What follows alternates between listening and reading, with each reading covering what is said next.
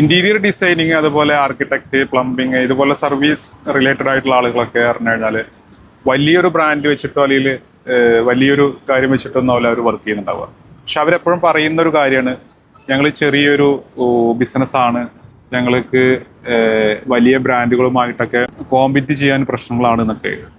അതായത് ഞാനൊരു ചെറിയൊരു ബ്രാൻഡാണ്, ഞങ്ങൾ ചെറുതായിട്ട് ചെയ്യുന്നുള്ളത്. പക്ഷേ ഏത് കാര്യവും നിങ്ങൾക്ക് ഏത് മേഖലയിലുള്ള ആളാണെങ്കിലും നിങ്ങൾക്ക് എന്ത് ചെയ്യാൻ പറ്റും, നിങ്ങളൊരു പേഴ്സണൽ ബ്രാൻഡ് വെച്ചിട്ടോ സ്ഥിരമായിട്ട് നിങ്ങൾ അവിടെ ഉണ്ട് എന്നുള്ളത് കൊടുത്തു കഴിഞ്ഞാൽ നിങ്ങൾക്ക് ഏത് വലിയ ബ്രാൻഡിനെയും ഓവർടേക്ക് ചെയ്തിട്ട് നിങ്ങൾക്ക് വർക്കുകൾ അല്ലെങ്കിൽ ബിസിനസ്സിന് കിട്ടും.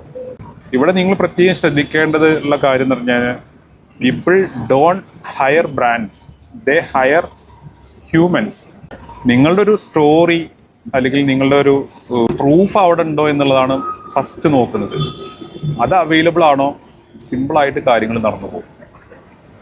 അതിന് കുറച്ച് പണിപ്പെടി തന്നെ വേണം. നമ്മൾ ഷോ അപ്പ് ചെയ്യണം. നിങ്ങളിങ്ങനെ ഒരു ബ്രാൻഡ് അല്ലെങ്കിൽ നിങ്ങളിങ്ങനെ ഒരാൾ ഇവിടെ ഉണ്ട് എന്നുള്ളത് ഷോ അപ്പ് ചെയ്താൽ തന്നെ പറ്റും. അപ്പോൾ തീർച്ചയായിട്ടും നിങ്ങൾ ഓൺലൈൻ പ്രസൻസ് ഉണ്ടാക്കുക. ഇത് എങ്ങനെയൊക്കെ ചെയ്യണം, എന്തൊക്കെ ചെയ്യണം എന്നൊക്കെ പഠിക്കാൻ താല്പര്യം ഉണ്ടെങ്കിൽ കണക്ട് ചെയ്യാം. നിങ്ങൾ വരിക, ഞാൻ നിങ്ങളെ ഹെൽപ്പ് ചെയ്യാം.